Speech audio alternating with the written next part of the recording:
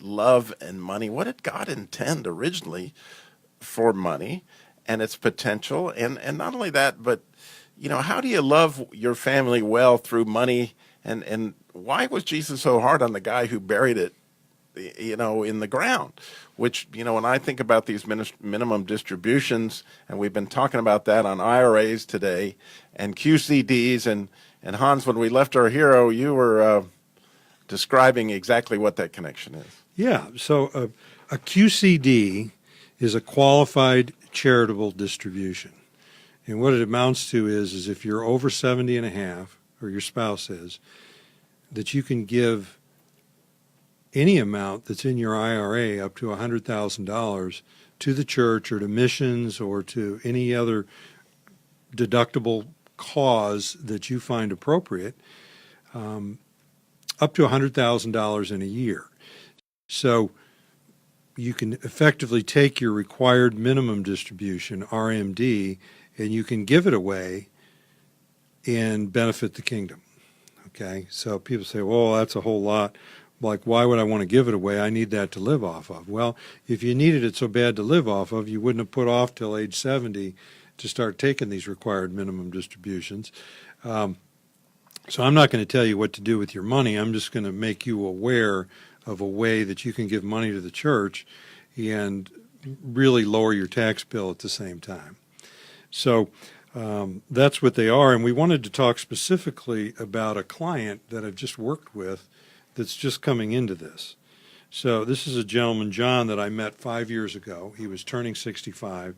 We meet so many of our clients when they're buying a Medicare supplement insurance policy from us when they're turning 65, and then immediately we start planning for age 70 with their IRA and their income. And many of people start making distributions right at 65 because I'm a big believer in starting to draw down your balance of your IRA as soon as you can once you're retired, saving later tax problems.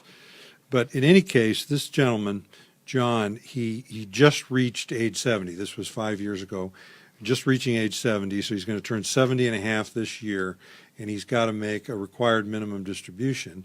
And he can do it this year as a QCD because he is over 70 and a half at some point during the year. So anyhow, that's a bunch of gobbledygook.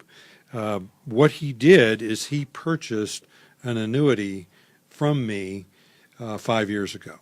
And I recommended this particular annuity because it looked to me like it would give him the largest income starting at age 70, and that income would continue for the rest of his life. And it was fun to sit down with him this week.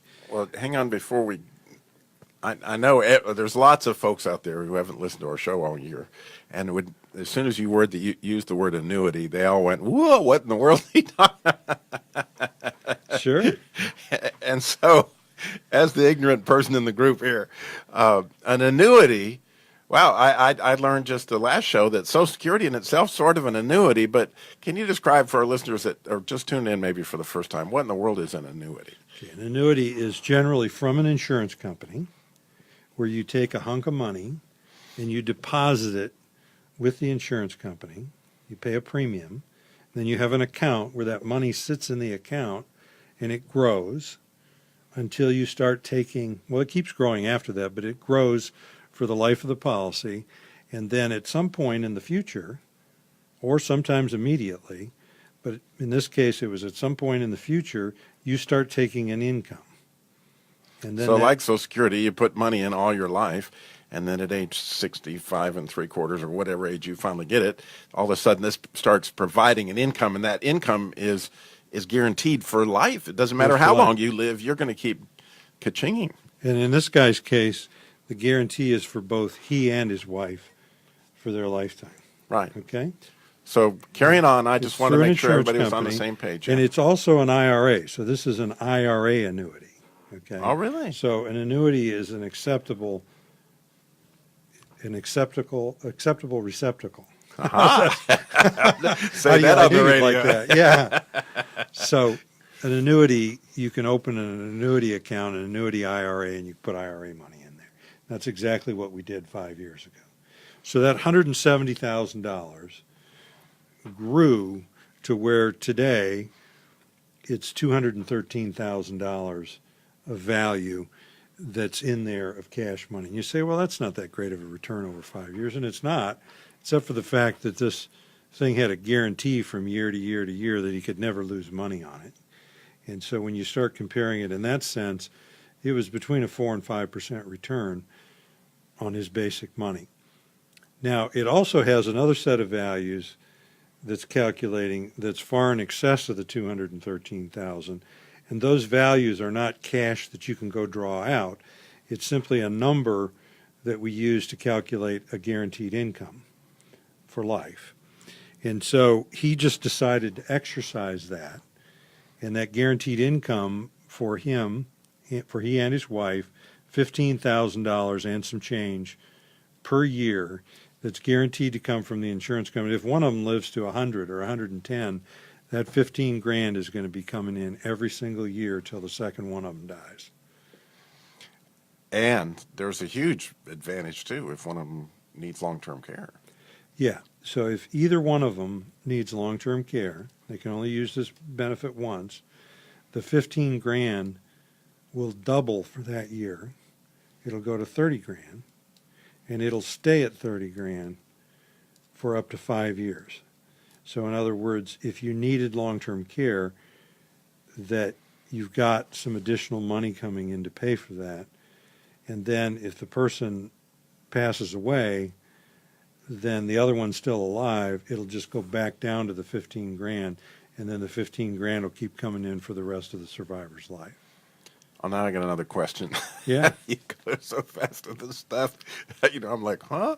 So if it's an IRA and it's also an annuity, he's getting this income. He put money in that wasn't taxed, I assume? Or was this a Roth? No, this wasn't annuity? taxed. This was a traditional IRA. A traditional IRA. So he puts this non-taxed income into this annuity. When he gets this income out, is that taxable? Yes.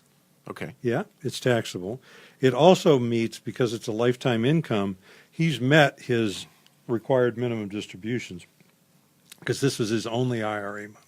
That's another advantage for taking the income now, is by turning that on and having it paid over his wife's in his lifetime to the survivor as well, that meets all the required minimum distributions. So he So here comes the question I wonder if you see coming that I got to ask it. So, based on we've talked this whole show about QCDs, can he take that income, right, that this would be taxable, and do a QCD with that money coming out of the annuity? He can do that year by year at his choice, and he can even do a partial one.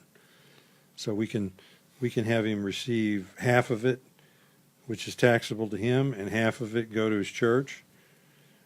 We could take $5 grand and give it to his church, keep 10 grand for him. So if he was a tither and he was tithing, say, $8,000 a year, and he's getting this $15,000 a year income, that essentially he can take that 8 grand as a QCD, and now his taxable income goes down to 7, right? His taxable income from the IRA goes down to 7. Wow. Yeah, I mean it really, anybody that's over 70 that has IRA money needs to shift their charitable giving from their regular checking account and their regular funds over to this QCD system. Pretty much universally. I shouldn't give it out that absolute in advice, so I don't really want anybody acting on that, but I'm doing it for a point.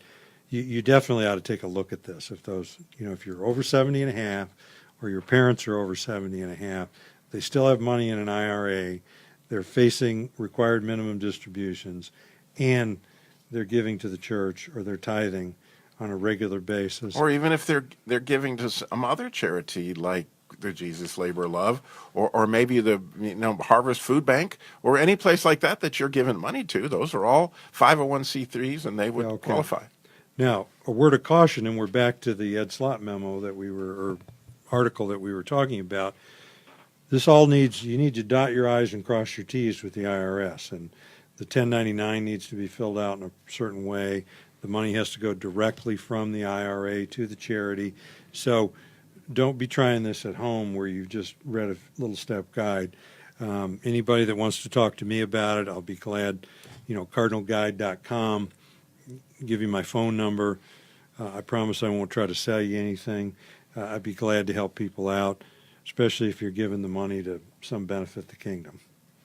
Right, and there it gets back to the original thing we were talking about, that here sits this wonderful potential for the kingdom in so many different ways that God's provided to me, and we've talked about it on many shows, the phenomenal resources that have been amassed in this country for the kingdom have all kinds of potential, but if we leave them sitting in the ground, Hans, I mean, we're going to be called to account for how we did with that money.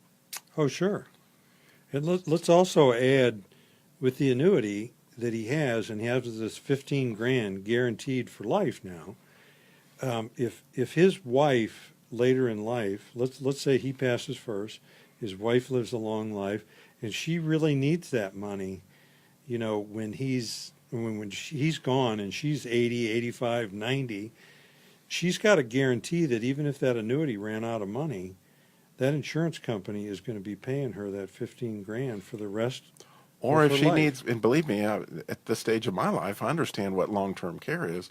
And, it's what a wonderful thing to know his wife, if all of a sudden she broke a hip, there she goes. She doesn't have to, go to some place that, you know what I'm saying. Well, absolutely. And we have people that have poor health that can't qualify for regular long-term care insurance that actually track their money into these type of annuities because they're not asking anybody any health questions on the front end. So we can have some people in some very poor health get these, and they're getting them for a little bit different reasons, but they're all mixed together. So that's a wonderful thing. So you've increased in over a year, Hans, you've increased my vocabulary. I don't know how many fold of understanding what a QCD is, an RMD, and annuities. I hate this show's over. We got one coming up next week, so stay tuned. Same time, same station. Again, finishing well with certified financial planner Hans Scheil, and it's all brought to you by Cardinal Guide. Don't forget the guide, cardinalguide.com.